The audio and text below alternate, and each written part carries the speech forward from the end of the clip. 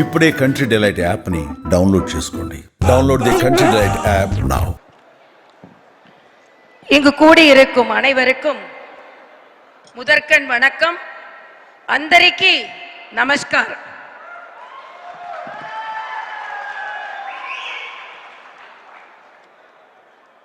పవన్ కళ్యాణ్ గారు ఆంధ్రప్రదేశ్కి ఒక శక్తిగా ఇక్కడికి వచ్చింది.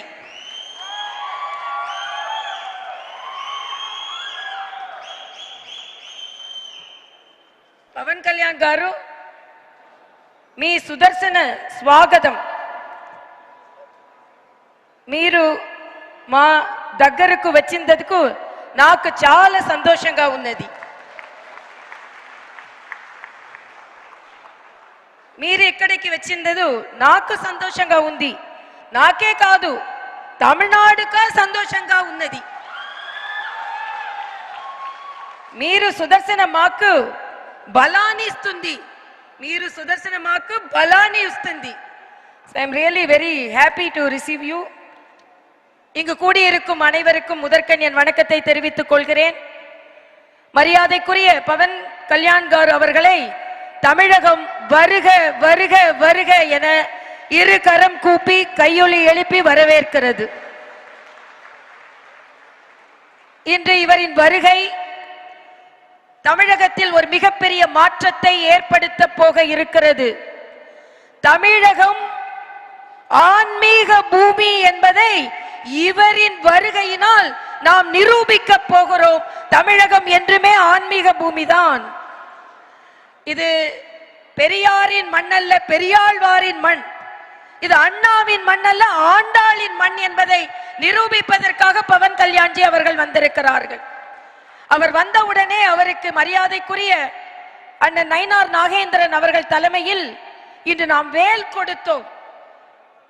அன்னை பகவதி தன் மகன் முருகனுக்கு வேலை கொடுத்து இங்கே உள்ள அசுரர்களை அழிக்க வேண்டும் என்று கொடுத்தார்கள்.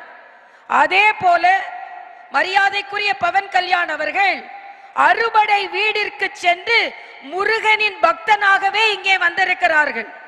அவர்களின் கையில் வேலை கொடுத்து உங்களின் வேலை ஆந்திராவில் மட்டுமல்ல தமிழகத்திலும் இருக்கிறது என்பதை உறுதி செய்வதற்காக நீங்கள் இங்கே வந்திருக்கிறீர்கள். இங்கே இந்த கூட்டத்திற்கு தலைமை தாங்கி கொண்டிருக்கும் மரியாதைக்குரிய அண்ணன் நயினார் நாகேந்திரன் அவர்களுக்கு முதற்கண் என் வணக்கத்தை தெரிவித்துக் கொள்கிறேன்.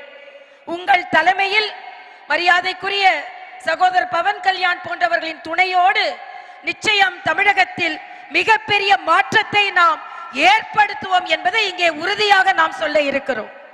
அது மட்டுமல்ல, இங்கே நிகழ்ச்சிக்கு வந்திருக்கும் மரியாதைக்குரிய நமது பொறுப்பாளர் திரு அரவிந்த் மேனன் அவர்களுக்கும் மரியாதைக்குரிய பொறுப்பாளர் சுதாகர் ரெட்டி அவர்களுக்கும், சுதாகர் ரெட்டி அவர்கள் சொல்லும் பொழுது சொன்னார்கள், பவன் கல்யாண் அவர்களின் குடும்பத்திற்கும் அவருக்கும் 30 ஆண்டுகால தொடர்பு என்று சொன்னார்கள்.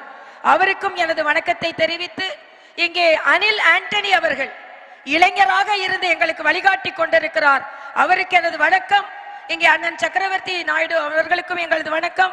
அதே போல அண்ணன் ராதாகிருஷ்ணன் அவர்கள் பவன் கல்யாண் அவர்களின் தளபதியாக தமிழகத்தில் இணைந்து கொண்டிருக்கிறார். அவருக்கும் எங்களது வணக்கத்தை தெரிவித்து, என்னோடு இந்த நிகழ்ச்சிக்கு ஒருங்கிணைப்பாளராக இணை ஒருங்கிணைப்பாளராக பணியாற்றி கொண்டிருக்கும் அண்ணன் மரியாதைக்குரிய நாராயண் திருப்பதி அவர்களுக்கும், இந்த நிகழ்ச்சிக்காக அத்தனை ஏற்பாடுகளையும் செய்வதில் உதவிய அண்ணன் அர்ஜுன் மூர்த்தி அவர்களுக்கும் எனது வணக்கம். எல்லாவற்றிற்கும் மேலாக திங்கட்கிழமை காலை ஒரு நல்ல நிகழ்வுக்காக இங்கே வந்திருக்கும் உங்கள் ஒவ்வொருவரின் பொற்பாதம் தொட்டு உங்கள் ஒவ்வொருவருக்கும் முதற்கண் என் வணக்கத்தை நான் தெரிவித்துக் கொள்கிறேன். இன்றைய காலகட்டத்தில் ஒரே நாடு ஒரே தேர்தல், இது நம் பாரத பிரதமரின் கனவு. ஏன் ஒரே நாடு ஒரே தேர்தல் நமக்கு வேண்டும் என்றால், இன்றைய காலகட்டத்தில் ஒரு தேர்தல் நடந்தது என்றால் அந்த தேர்தலுக்கு 10,000 கோடி செலவழிக்க வேண்டி இருக்கிறது. கட்சிகள் 7,000 கோடி செலவழிக்க வேண்டி இருக்கிறது. உதாரணத்திற்கு மாநில தேர்தல் என்றால் 1000 கோடி செலவழிக்க வேண்டி இருக்கிறது. இது கட்சிகள் இல்லாமல் தேர்தல் செலவு மட்டுமே. அப்படி என்றால் 1000 கோடியை 8 கோடியை வைத்து வகுத்தால் எவ்வளவு கோடி ஒரு நபருக்கு செலவு செய்ய வேண்டி இருக்கிறது. ஆக அந்த பணம் மக்களின் நல்வாழ்விற்கு செலவழிக்கப்பட்டால் நிச்சயமாக ஒரே நாடு ஒரே தேர்தல் இந்த நாட்டு மக்களை பாதுகாப்பதற்காக மரியாதைக்குரிய பாரத பிரதமர் மோடி அவர்கள் கொண்டு வந்திருக்கும் மிகப்பெரிய திட்டம் என்பதை நாம் இங்கே வரவேற்போம். இங்கே இந்த நிகழ்ச்சியில் கலந்து கொண்டிருப்பதற்கு காரணம் என்ன? ஒரு அரசியல் கட்சி தலைவர், தமிழகத்தில் உள்ள தலைவர் சொல்கிறார், ஒரே நாடு ஒரே தேர்தல் சொல்றாங்க, ஆட்சிகள் கலைந்தால் என்ன செய்வார்கள் என்று.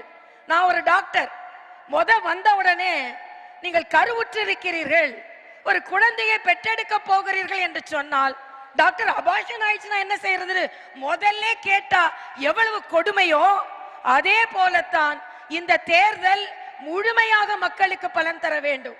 ஒரு குடும்பம் என்று எடுத்துக்கொள்வோம், ஒரு குடும்பத்திற்கு நாம் இருவர் நமக்கு இருவர்னு சொல்றோம். அடிக்கடி குழந்தை பெற்றால் ஒரு குழந்தைகள் நிதிநிலை எவ்வளவு மோசமாக இருக்குமோ அதே போல அடிக்கடி தேர்தல் வந்தால் ஒரு நாட்டின் நிதிநிலை மிக மிக மிக மோசமாகிவிடும். அதனால்தான் மக்களுக்கான திட்டங்கள் நல்ல திட்டங்கள் கிடைக்க வேண்டும். இங்கே நான் வைப்பதெல்லாம் வைக்கும் கோரிக்கை என்ன என்றால், தமிழகம் நிச்சயமாக பலன் பெற வேண்டும். தமிழகத்தில் உள்ள மக்கள் நிச்சயமாக பலன் பெற வேண்டும். தமிழகத்தில் உள்ள மக்களின் வாழ்வு தாமரை மலர் போல் மலர வேண்டும் என்ற காரணத்திற்காகத்தான் இன்றைய காலகட்டத்தில் நாம் எல்லாம் இங்கே ஒரே நாடு ஒரே தேர்தல் என்று நாம் நம்மை உறுதி செய்து கொண்டிருக்கிறோம். இங்கே பேசுவதற்கு பல பேர் இருப்பதனால் ஒன்றை மட்டும் சொல்லிக் கொள்கிறேன். நான் மகப்பேறு மருத்துவமனை என்றால் ஒரே வார்த்தையில் சொல்கிறேன், ஒரு குடும்பத்தில் அடிக்கடி குழந்தை பெற்றால் அந்த குடும்பம் எந்த அளவிற்கு செல்வத்தில் தடுமாறுமோ அதே போல ஒரு நாட்டில் அடிக்கடி தேர்தல் வந்தால் அந்த நாடு நிலைமாறும், தடுமாறும். அதனால் ஆரோக்கியமான குழந்தைகளை பெற்றெடுக்க வேண்டும், நல்ல மக்கள் திட்டங்கள் நமக்கு வர வேண்டும்.